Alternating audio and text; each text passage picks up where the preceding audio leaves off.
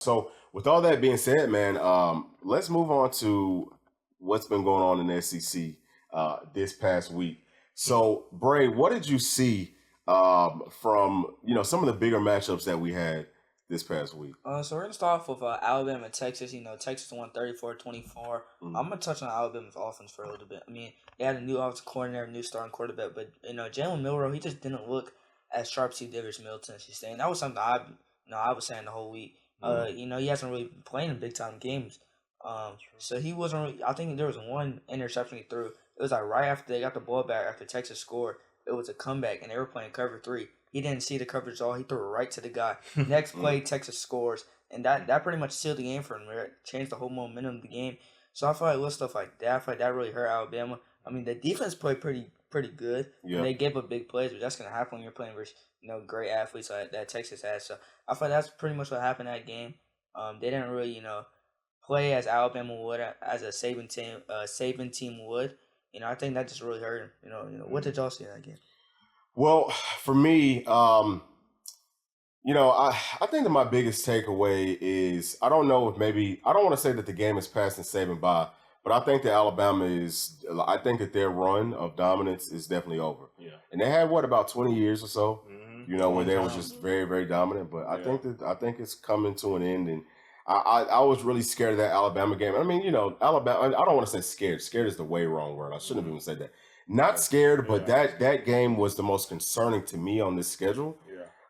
But now I feel really confident that we can go down to Tuscaloosa and beat those guys back to back. Go ahead, Cass.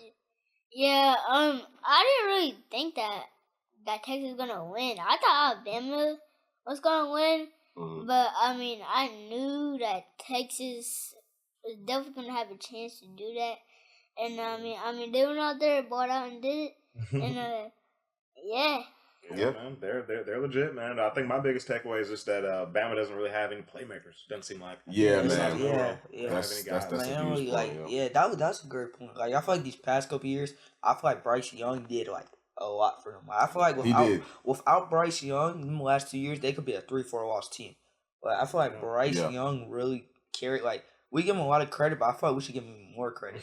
Like he really carried the Alabama team. Well, that was something that we saw whenever he played against us last season. He single-handedly kept them in that game because Tennessee was about to blow them out, and he was able to keep them in the game by itself. But what's the next game that you? What else? I'm sorry. Go ahead. Yeah, because in Texas versus Alabama game, So the reason why I think Texas won, I think it was just because like whenever played against the other team before, they didn't play like as hard as they did versus Alabama. Yeah. So that's probably why they probably won that one. Yeah, for sure.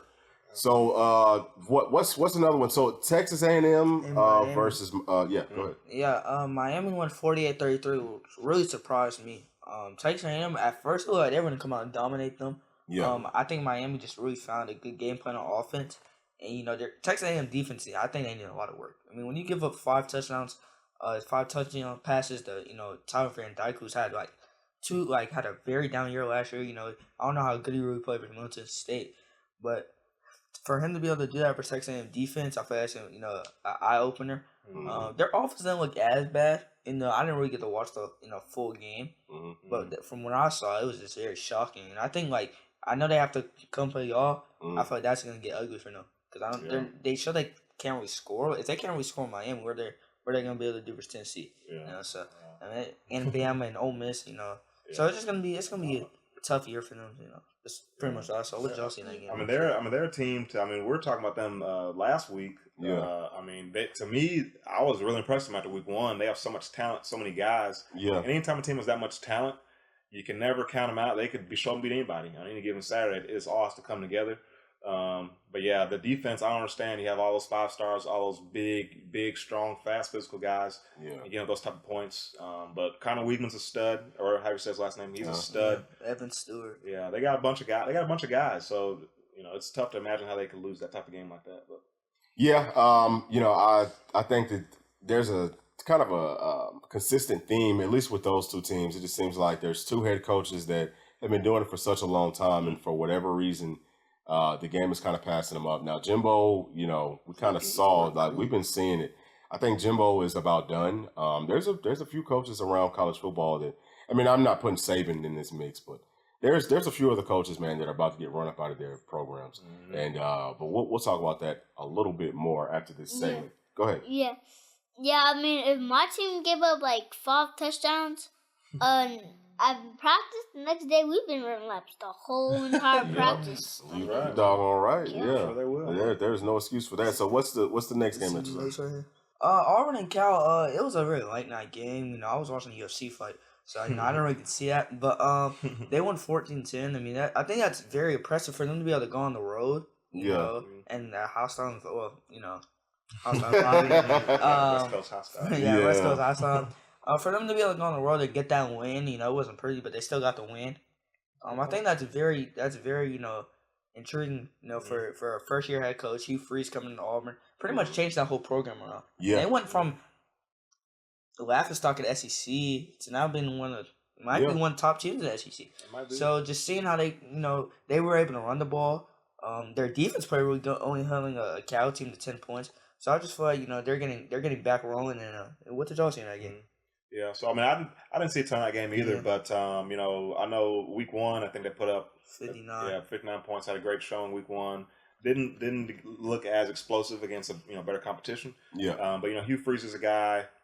You know his offense is going to roll. It's just going to take him some time. What's the quarterback's name? Peyton Thorne. Yeah. Thorne. Michigan State. Yeah. You know, I think he's kind of holding those guys back a little bit. I think they need to go with Robbie Ashford. I feel like he fits Hugh Freeze offense better. Well, I think they kind of have some packages for him. You know what I mean? They kind of do a 2-quarterback system, I think. I think is what they like to do. But, you know, I think that's a team you got to watch out for. But, you know, they were able to get the win. So that's, you know, at least one SEC team that got to win against a Power 5 opponent this week. Yeah, man. So, you know, one of the things that I can tell you about Coach Freeze, and I mean, you know, y'all pretty much said it. I'm just going to echo it. He's going to get that program turned around really, really quickly. And I think that the rest of the SEC probably should be a little bit maybe scared of what Auburn could turn into, because they've got all the resources that you could possibly need, and they've got a coach who's willing to use all those resources and that is going to put out a great product. So Auburn fans should be very, very excited for their future. Now, we can also talk about Ole Miss versus Tulane. What did you see in that game? Yeah, I mean, Ole Miss, I feel like they're very good on offense. The thing that's going to hold them back is their defense. They gave up 20 points to a second-string quarterback at Tulane.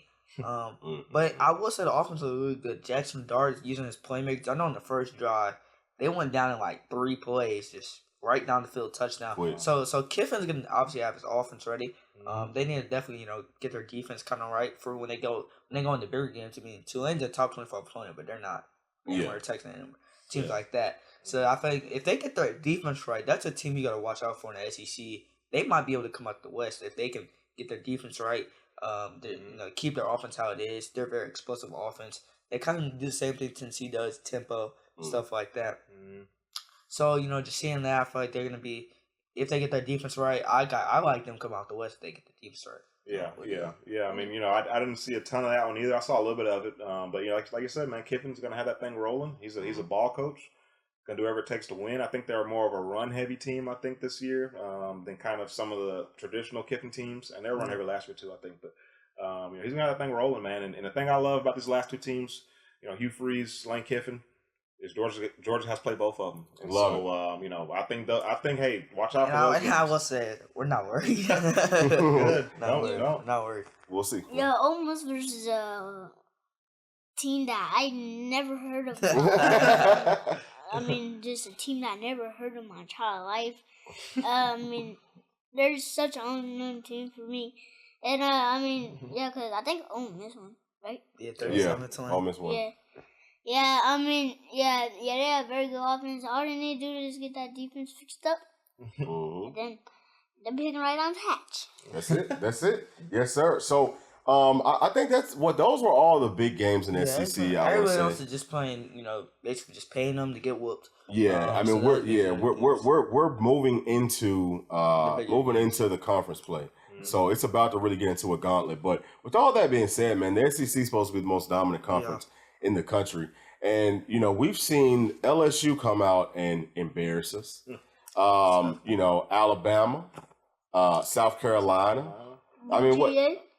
UGA has looked very uninspired against some terrible teams. I'm going to get to them later. Okay. Well, I'm sure that you don't want to talk about them, but yeah. So UGA's been looking bad. Who else has been looking bad? Mizzou barely beat Middle Tennessee. They had 2 barely won games versus 2 very bad ball clubs. Yeah. I mean, Kentucky was in a close one with EKU, Eastern Kentucky, week 1, like a 2-score ball game. I mean, Kentucky. That's not even worse than Kentucky. Yeah, Eastern Kentucky. Yeah. So I think that's double-A ball. So I mean, I don't know what's going on. We have the most talent on paper in the conference. You know, the conference has the most talent. So I don't know what it could be.